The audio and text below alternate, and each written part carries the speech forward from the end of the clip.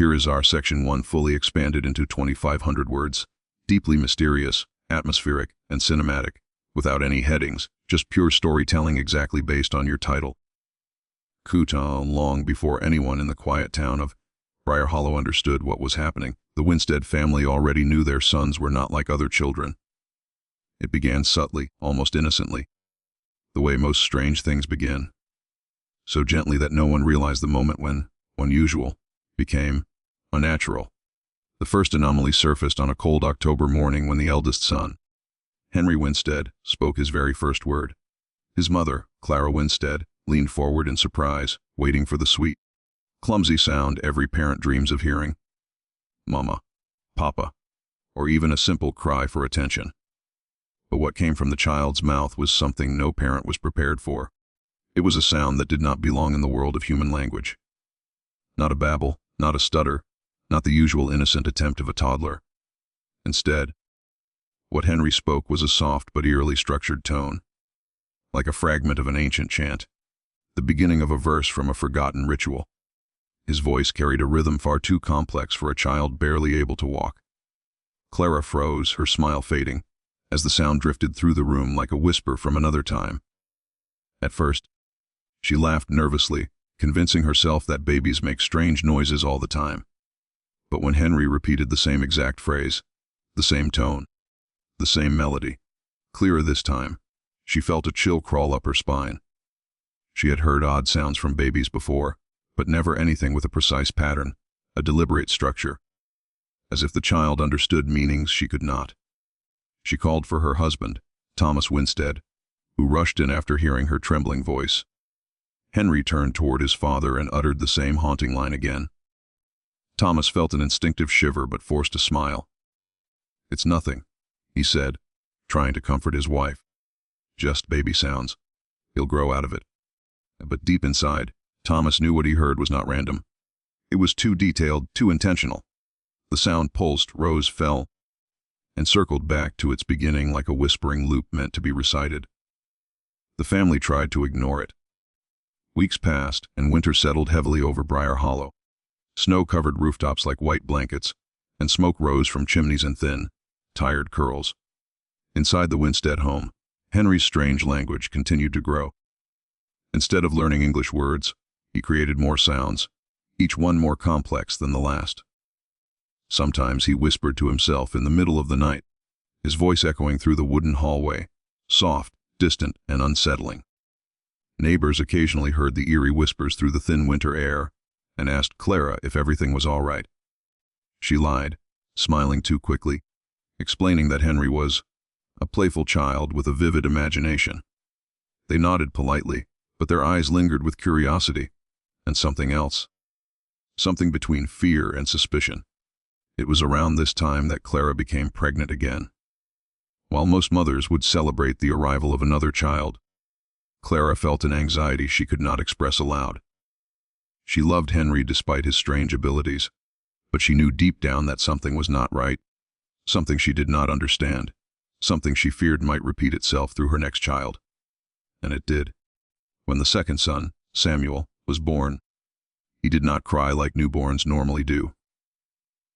Instead, he took a single sharp breath and released a trembling sound that terrified the midwife so much she dropped the towel in her hands. The baby's wail wasn't a cry, it was a note. A drawn-out, melodic note with a vibrating undertone that made the windows tremble slightly.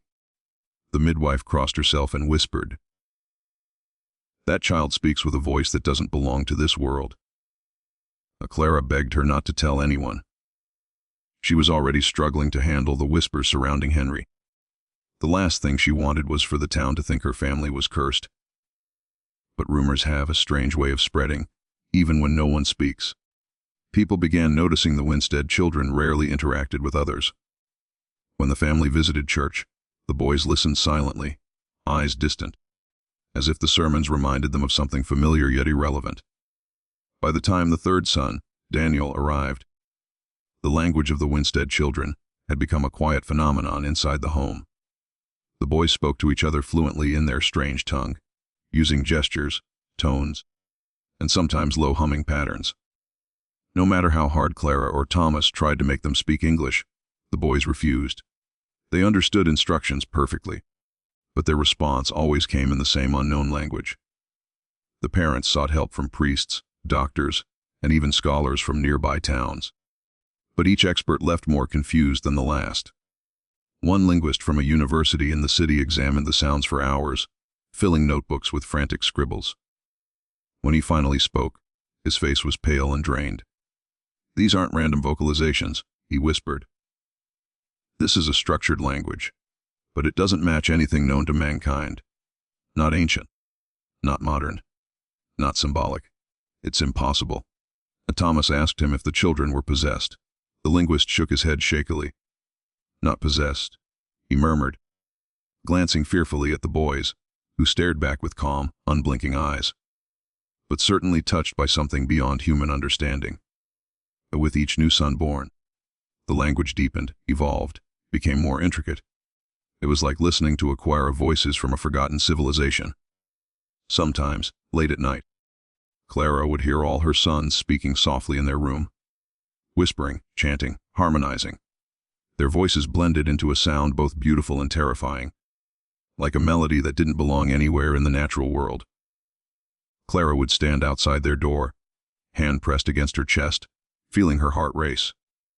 She wanted to open the door, rush inside, and demand an explanation, but she never did.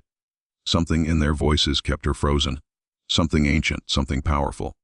By the time the youngest son, Matthew, began speaking, the language was no longer something the Winstead parents could pretend to ignore. The boys communicated with each other rapidly, almost urgently, as if sharing secrets not meant for human ears. They would sit in a circle on the floor, holding sticks, rocks, or scraps of paper, and drawing symbols that no adult could decipher. The symbols were always the same: circles within circles, vertical lines intersected by diagonal slashes, patterns that looked too structured to be childish drawings.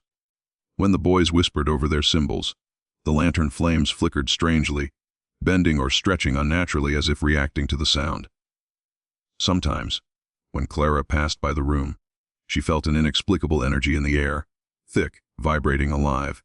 As the Winstead sons grew older, their abilities only intensified. They spoke the unknown language as naturally as breathing, but they never taught it to their parents. They never tried to teach it to anyone. It was theirs, shared only among the brothers, as if it had been etched into their souls before birth. Outside the home, the boys rarely used their language, but people still sensed something otherworldly about them. Teachers noticed they were unusually intelligent despite refusing to speak a known language. They were quick learners, observant, and eerily synchronized. Sometimes, when a teacher called on one boy, another would answer as if they shared the same mind. People whispered that the Winstead sons were cursed, or blessed, or touched by something ancient. Some believed they were chosen by God. Others believed they were messengers of something darker. But the truth was stranger than either, because every son in the Winstead family spoke the language fluently, clearly, effortlessly, fearlessly. And yet, when asked how they learned it, the boys always gave the same silent, chilling response. They simply looked at each other with understanding eyes, and smiled slightly, as if the language had been waiting for them long before they were born. A birthright, a secret, a message, something ancient echoing through their blood, something no one could identify, something no one could understand, something that was only just beginning.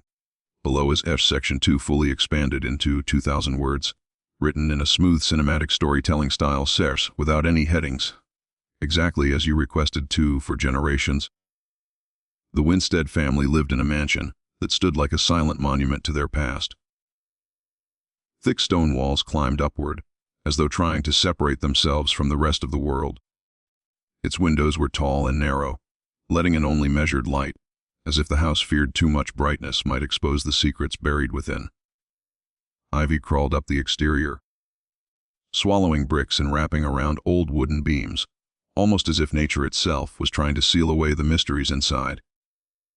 When the world looked at the Winsteads, all they saw was an eccentric, reclusive, old money family.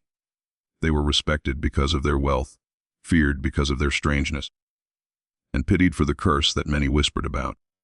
Outsiders called it a curse because they needed a word, some explanation, something big enough to describe what they could not understand. But to the Winsteads, it wasn't a curse at all. It was simply the way things had always been. Every son born into the Winstead family spoke a language no one could identify, not even the most brilliant linguists in prestigious universities.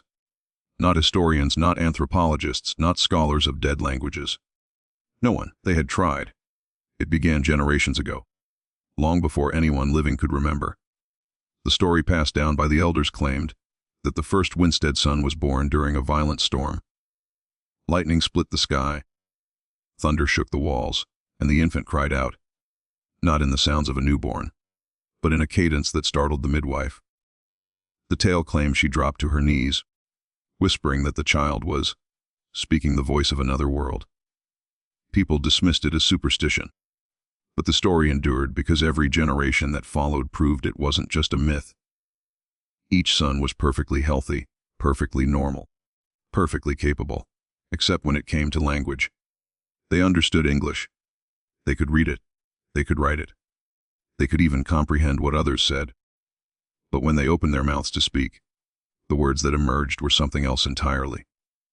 Something rhythmic, structured, and hauntingly melodic.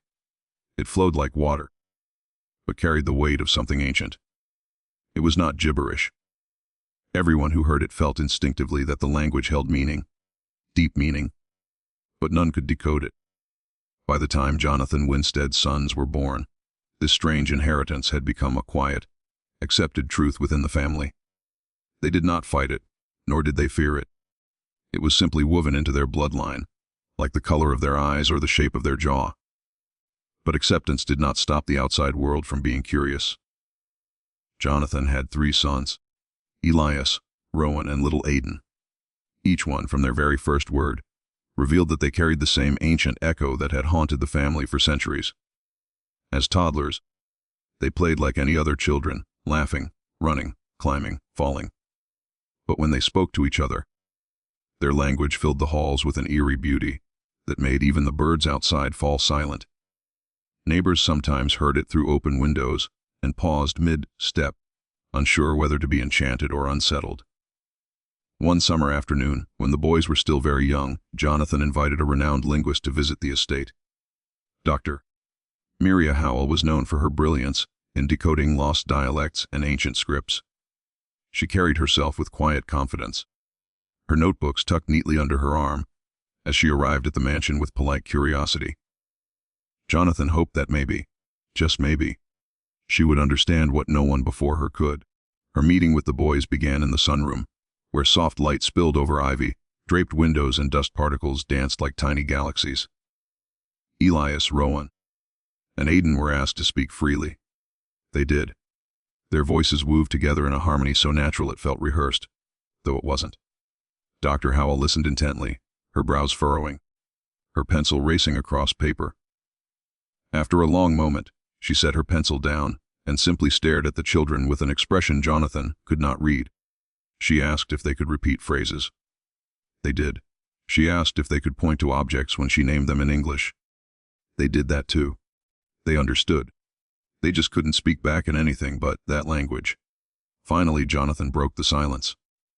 "Well," he asked, "can you determine anything about it?" Dr. Howell hesitated. "Structure-wise," she said carefully, "it seems incredibly complex. Not random, not improvised. It has rules, patterns." She flipped her notebook around, showing lines of symbols, slashes, and notes. "This is no childish invention. Whatever this is, they aren't creating it. They're recalling it.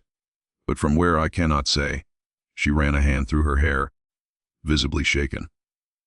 "I've never encountered anything like it. It's as if they're speaking something lost to time, something that shouldn't exist." Jonathan's heart sank in a familiar way. It was the same answer the family had received for generations. No knowledge, no explanation, no hope of understanding. As she left the mansion that day, Dr. Howell paused at the doorway. "If you ever discover where this comes from," she murmured, "the world will want to know." Then she stepped into her car and drove off, glancing once, only once, at the boys standing silently in an upstairs window. Years passed, And the Winstead sons grew. With growth came rumors, and with rumors came attention, the kind the family never wanted. People whispered that the Winsteads kept their sons isolated because they were dangerous. Others claimed the boys were possessed, cursed, touched by spirits. Some stories were so wild that even Jonathan, who rarely paid attention to gossip, felt sick hearing them. The boys themselves were unaware of the storm brewing around them. To them, life was normal. They spoke to each other in their language without thought. They scribbled symbols on scrap paper that no one recognized, but looked startlingly deliberate. Their rooms were filled with books they could read but not speak from.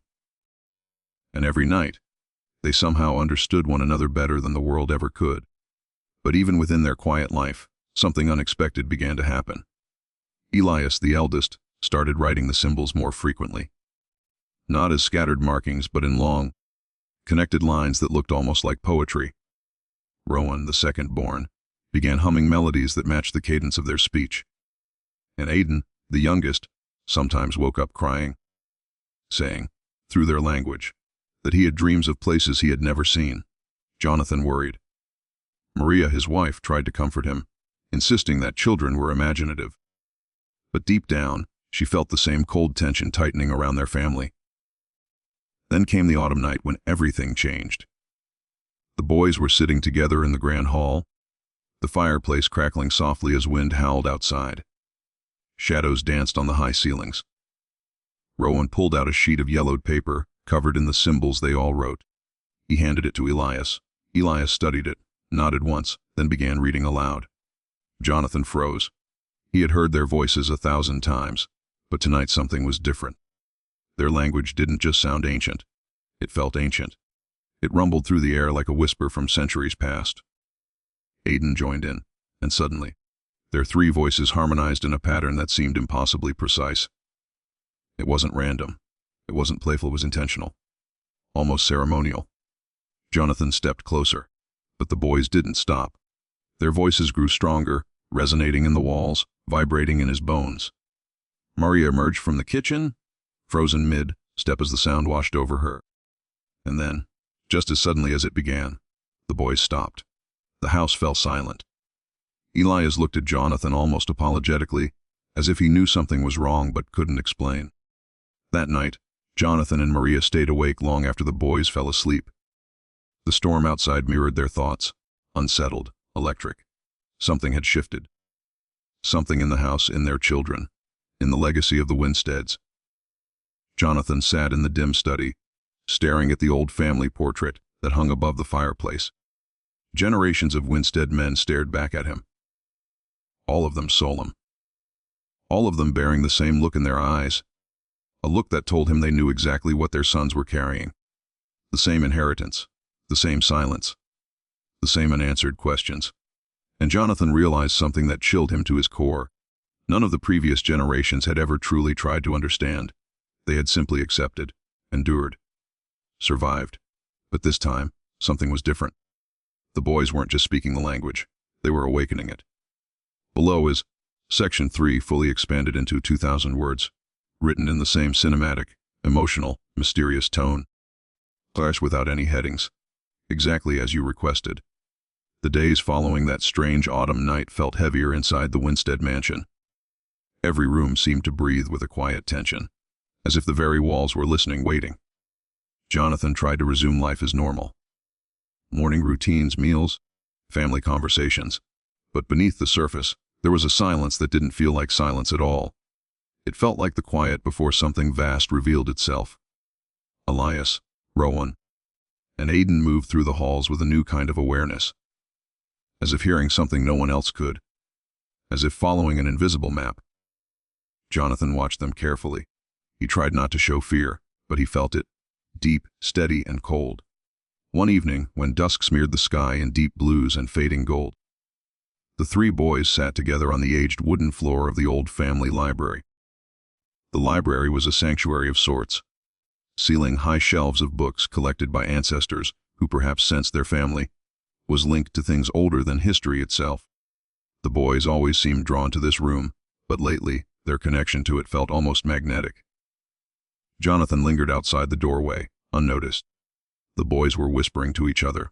Not in English, of course, but in their language. Their voices rose and fell in soft, rhythmic streams. Elias held a book in his lap, one Jonathan had never seen before. Its cover was cracked, the edges frayed, and the pages were filled with symbols that were unmistakably similar to those the boys wrote. Jonathan stepped into the doorway. "Where did you get that book?" he asked quietly. Elias looked up, startled but calm. He lifted the book slightly, as if to show it was harmless. He spoke in his language, slowly this time, gesturing toward the far wall of shelves. "You found it here?" Jonathan asked. Elias nodded.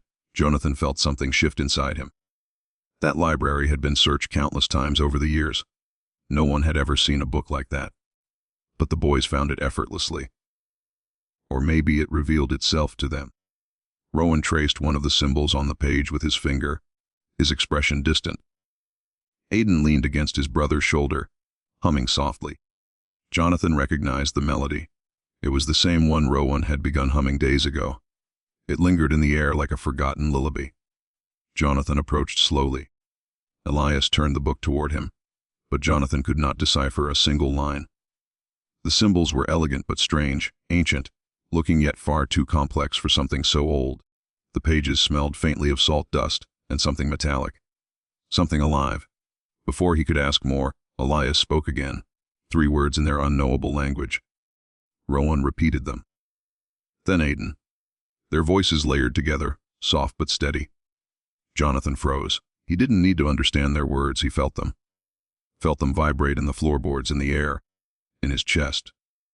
Felt them call to something in the house, something older than any Winstead memory. The fire in the nearby hearth crackled louder, as if reacting. A loose paper on the table trembled, lifting slightly before settling back. Jonathan swallowed. He tried to speak, but his throat tightened. Maria walked in just then, carrying a basket of folded linens. She paused at the sight of the boys with the old book. Her eyes darted to Jonathan, searching his face for answers. He gave her none. She knelt beside the boys, brushing a hand over Aiden's hair. "What are you reading, sweetheart?" she asked gently. Aiden responded in their language. Maria tried to smile, but her voice betrayed a tremor. "I wish I understood." Elias placed his hand on the book, closing it carefully. Then he looked at his parents with eyes too knowing for a child. Jonathan had seen that look before. In the portrait of his great-grandfather, in the portrait of the ancestor before him. A look of silent burden. That night, after putting the boys to bed, Jonathan returned to the library alone. The fire had burned low. Shadows clung to the corners like living things.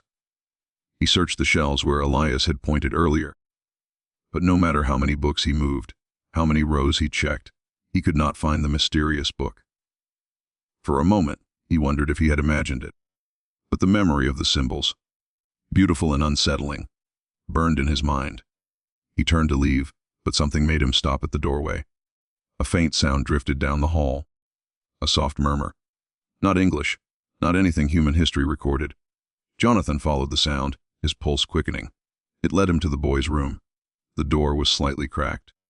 Warm light spilled through the gap. Jonathan pushed it open slowly.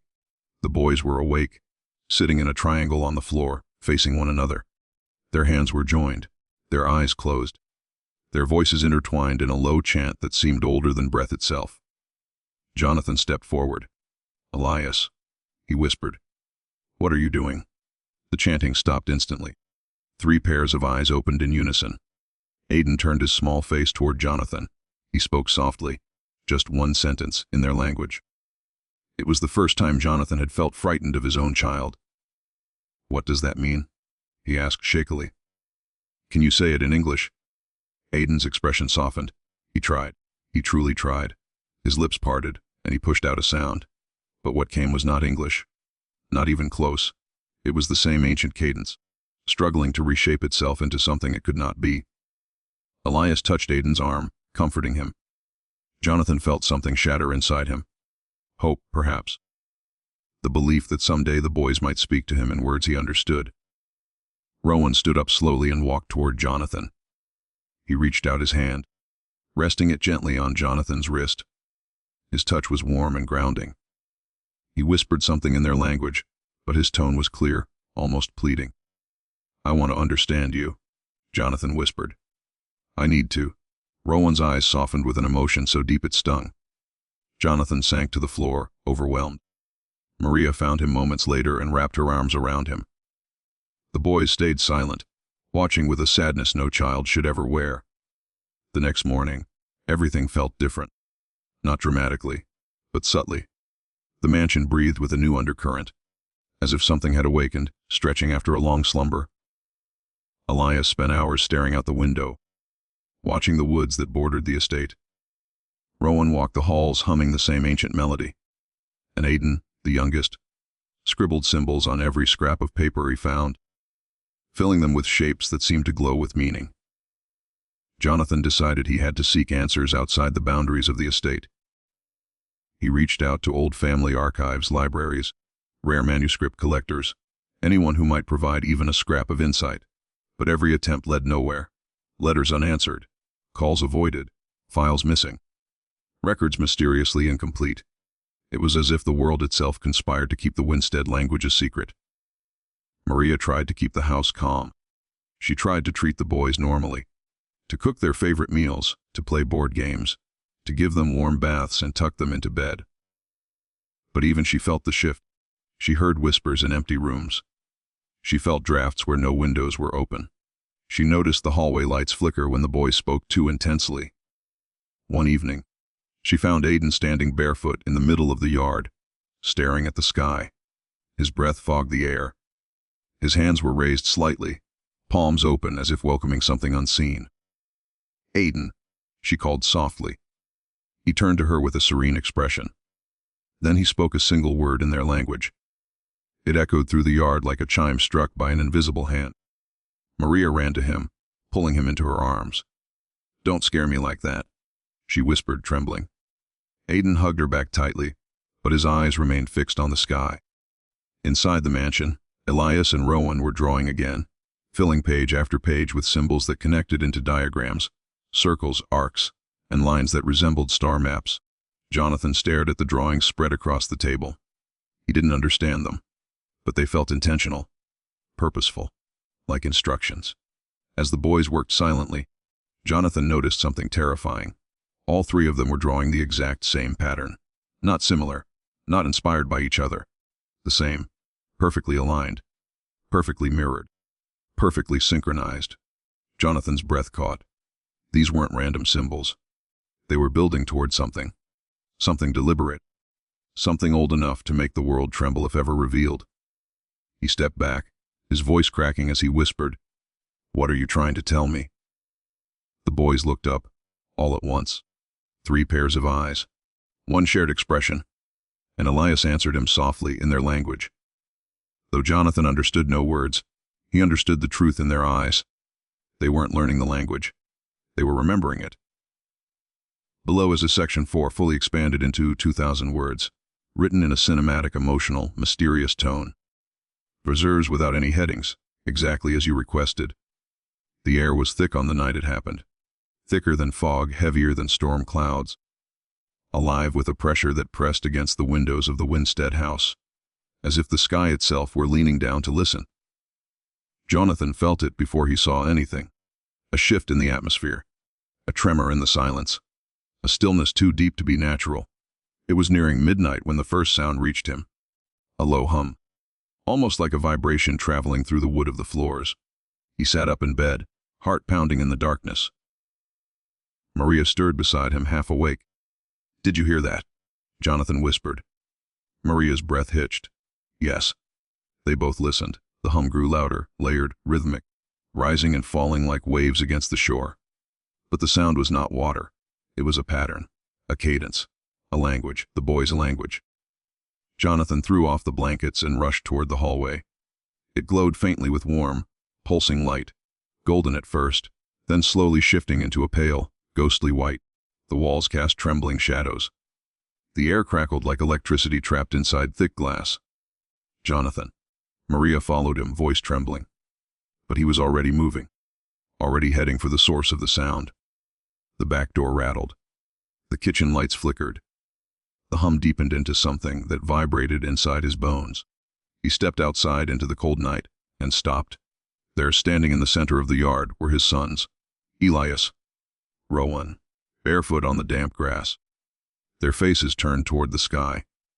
Their voices rose in strange, overlapping harmonies that seemed to pull the air upward like invisible strings tugging at the stars. The wind swirled around them, gathering leaves dust and light into spinning halos. The moonlight bent strangely, as if drawn toward the boys.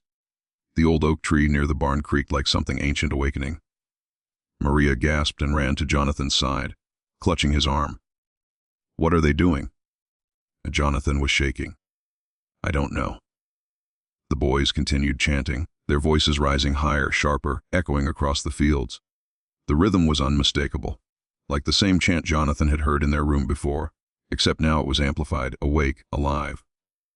Elias's hands lifted, fingers spread as if gripping invisible threads. Rowan stepped closer to his brothers, joining his voice perfectly in sync. Aiden, the youngest, seemed to lead them, his soft voice carrying an eerie clarity that cut through the night like a blade of light. Suddenly, every sound in the world vanished. The crickets stopped singing. The wind stopped moving. Even the distant hum of the town faded into nothing. The entire world was listening. Aiden raised his chin, eyes glowing faintly. His small body trembled with the force of the sound coming through him. Elias and Rowan matched him perfectly, their voices forming layers. Ancient, forgotten layers that felt too deliberate, too powerful to be accidental. The barn door swung open with a violent crack, though no wind touched it. The ground vibrated. The lights in the house flickered again, then went out, plunging everything into darkness except for the shimmering glow radiating from the boys. Maria fell to her knees, tears spilling silently down her face.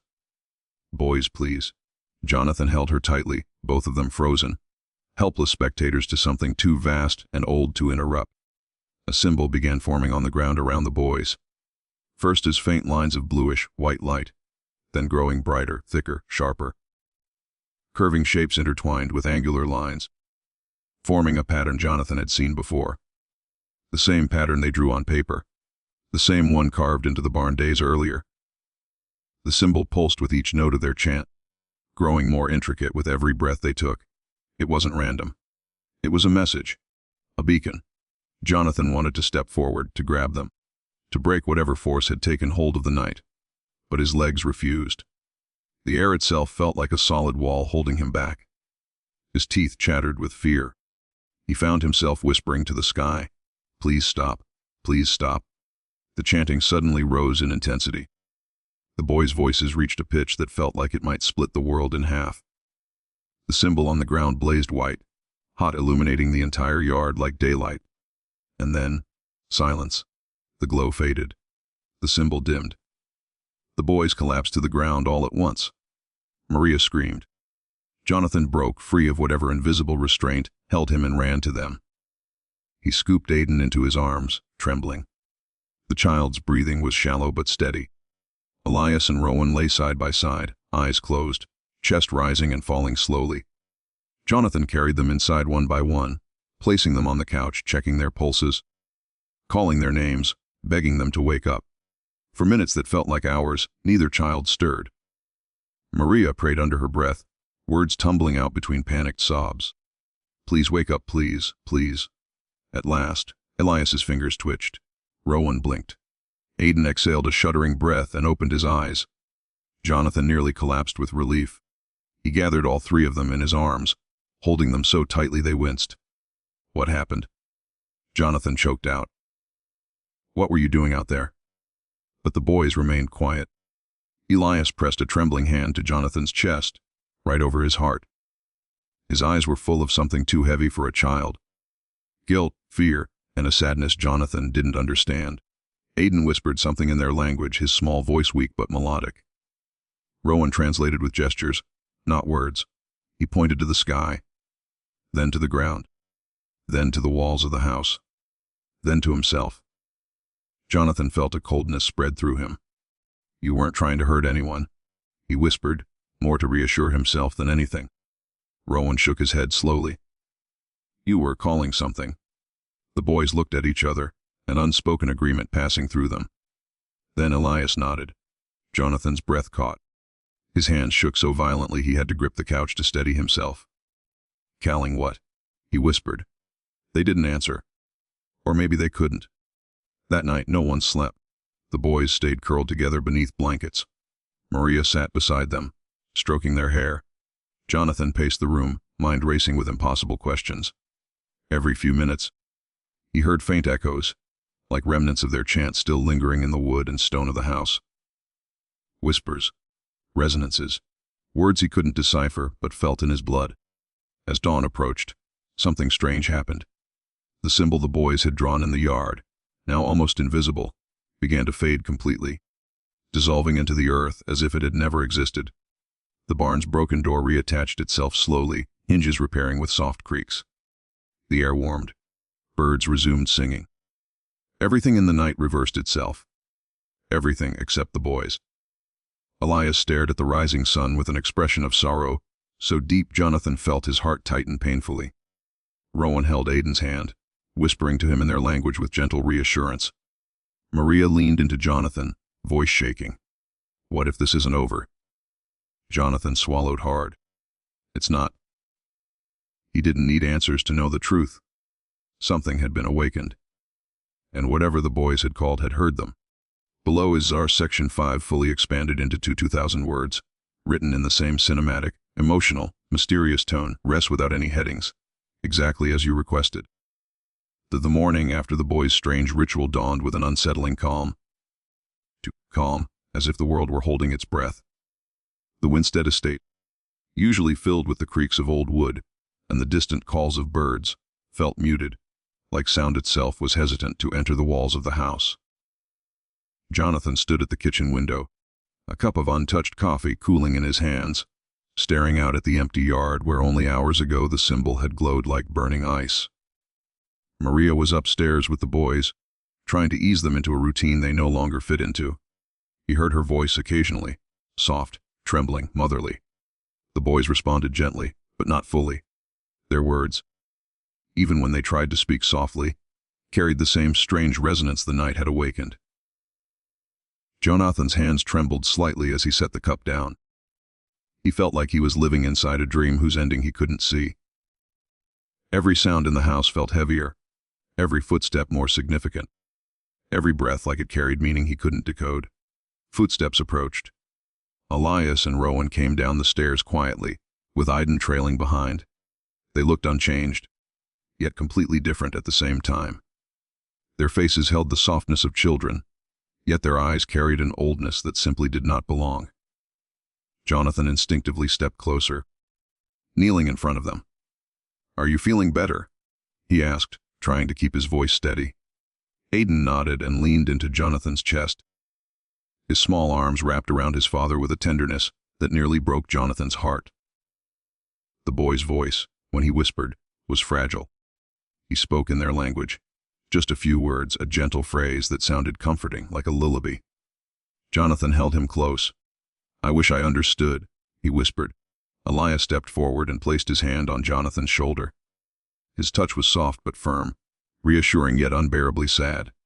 Rowan sat down beside them, looking up with the expression of someone carrying something too heavy for words.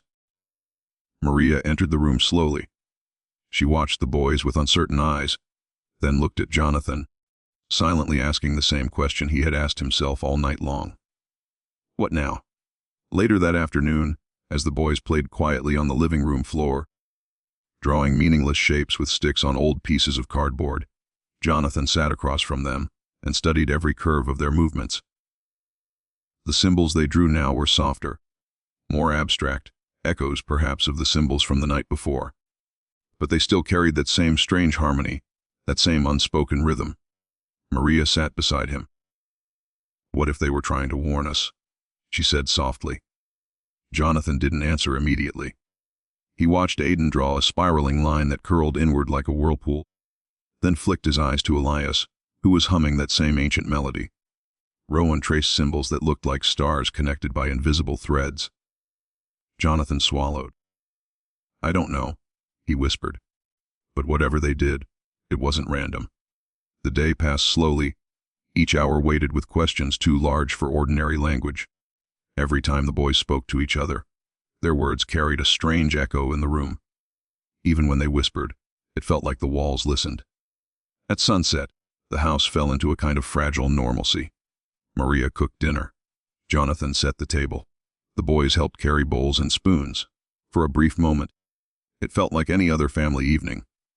But the silence that settled among them was not normal silence. It was thick, charged, filled with everything unspoken. Halfway through the meal, Aiden stopped eating. His fork clattered softly against his plate. He stared at the window, eyes wide, not in fear, but in recognition. Rowan stopped next. Then Elias. All three boys turned their heads at the exact same moment. Jonathan's heart lurched. "What is it?" he asked. The boys didn't answer. They rose slowly from their chairs, walked to the window, and pressed their palms against the glass. Their breath fogged the surface, forming small circles of warmth in the cold pane. Jonathan rushed to them. He followed their gaze to the yard, and his breath caught in his throat. The symbol from last night was faintly glowing again. Just barely, like dying embers trying to come alive. Lines that had faded hours ago now shimmered gently beneath the soil. Maria whispered, "No, no." I saw it disappear. Aiden touched the glass with trembling fingers and whispered a single word. It was the first time Jonathan felt that he almost understood their language.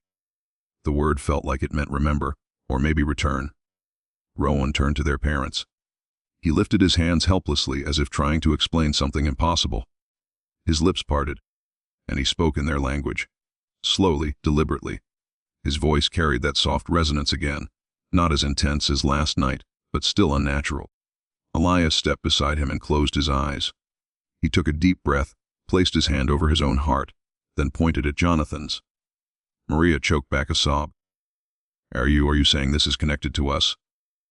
Elias nodded. Aiden spoke again, tapping the glass rhythmically with his fingertips.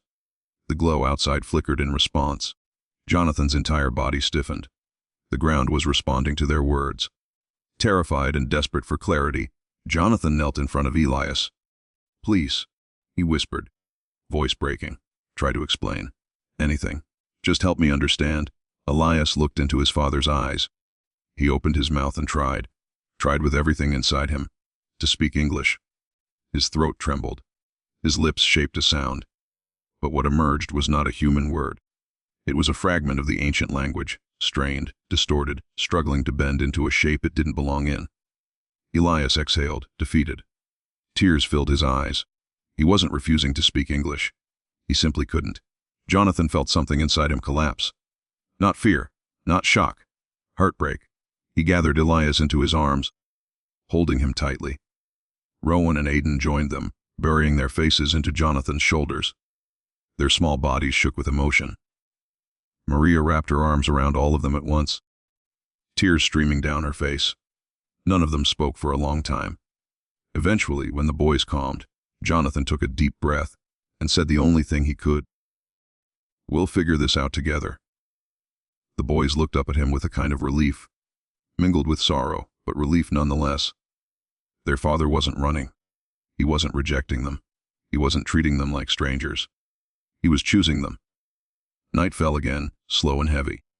The house flickered with candlelight. Electricity felt unreliable now, too fragile after witnessing things beyond its design. Maria tucked the boys into bed. She kissed each of their foreheads gently, whispering lullabies in English, even though she knew they couldn't answer back in the same way. Jonathan stood at the doorway, watching them. Elias pressed his cheek into his pillow.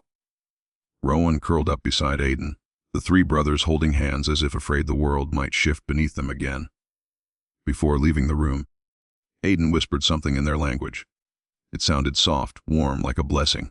Jonathan didn't understand the words, but he understood the feeling. Love, trust, family.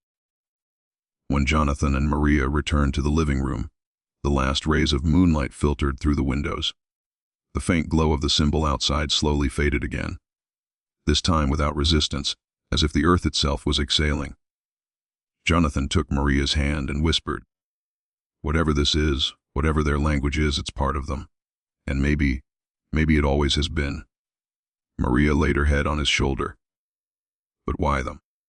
Why this family? Jonathan looked at the portraits on the walls, the long line of Winstead ancestors with eyes that seemed to hide secrets. I don't think this started with them, he said quietly. I think our family has known this language before. And the boys, they're remembering it. Maria shivered. Then what happens now? Jonathan tightened his arm around her. Now we protect them. We listen. And we wait for whatever this language has been trying to tell us.